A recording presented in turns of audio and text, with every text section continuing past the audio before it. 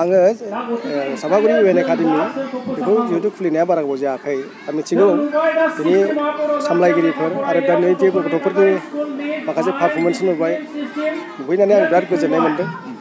आं इउएन एकाडेमिनि जे जौगाखांनायनि जे नेरसोनफोरखौ बा बिदि बर' मिडियाम हिसाबै थांनायनि मोनसे माबा नंला बेफोरखौ नुफैनानै आं दिनै गावनो मोनदांदों आरो नोंथांमोननिनो ब्रान्स हिसाबै माबा मोनसे दायित्वफोर लागोन जौगानायनि बे फरायसालिखौ जौगानायनि थाखाय जोंहा माखासे पलिसि दङ। जेन'बा जोङो दा प्रत्येक बोसोराव माने 1 लाख करि जों माखासे इउएन एकाडेमिफोरनो अनसुंथाइ हरो आरो बेनि अनगायैबो जोङो माखासे पलिसि दं। जेन'बा जोंनाव माखासे कन्ट्रिबिउसन होनो हानाय जेनेबा बिजाब पाब्लिकेसनफोर दं।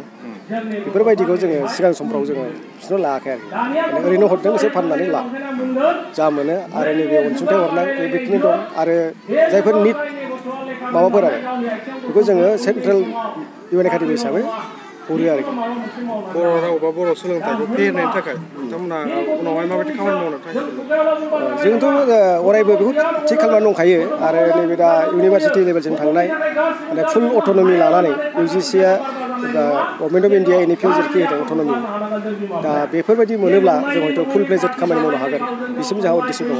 आरो अलरेडि जोंनि बिटिआरनि दानि चिफ प्रमद बर' बिथाङा बुंदों जे हायोब्ला जोङो बर' मिडियामजोंनो बा बर' रावनिनो इउनिभारसिटि खालामनायनि पलिसिखौ लानांगौ होननानै आं बे खोथाखौ आसामनि चिफ मिनिस्टारनि सिगाङावबो एसे बुंखांबाय।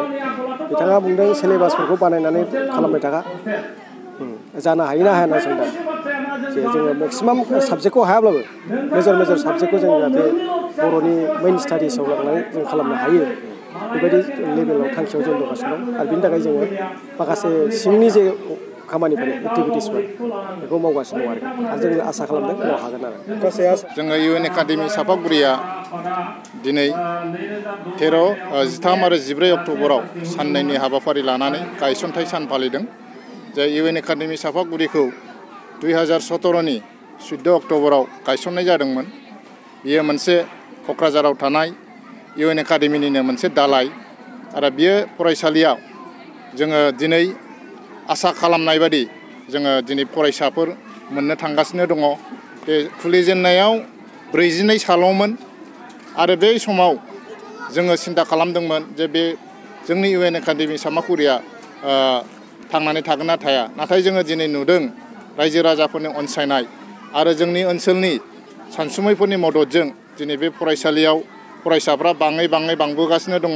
देग्लाय 2022 आरो 23 सोलोंथाइ बोसोराव जोङो 110 फरायसा मोननो हाबाय आरो देग्लाय जोङो मेट्रिक आनजाद होगोन गिबि खेबनि थाखाय दा क्लास 10 जोङो दिनै मोनफैनो हाबाय।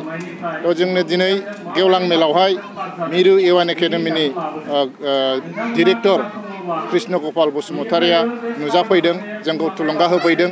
बेजों लोगोसे जोंनि साहित्य बान्था मोनगिरि बा जोंनि ओनसोलनिनो सासे लिरगिरि हरिनारायण खाख्लारियाबो जोंनि फरायसाफोरनि लिरनाय वाल मेगाजिनखौ इन्जुर लाइसिखौ बेखेवनानै होफैदों।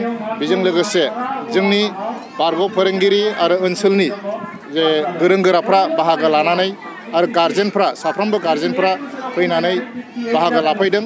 बेखौ नुनानै जोङो जोबोद गोजोननाय मोनदों आरो उननि समाव जों मिजिं थिदों जोंनि बे फसंथाना साबसिननिफ्राय हामसिन जालांगोन।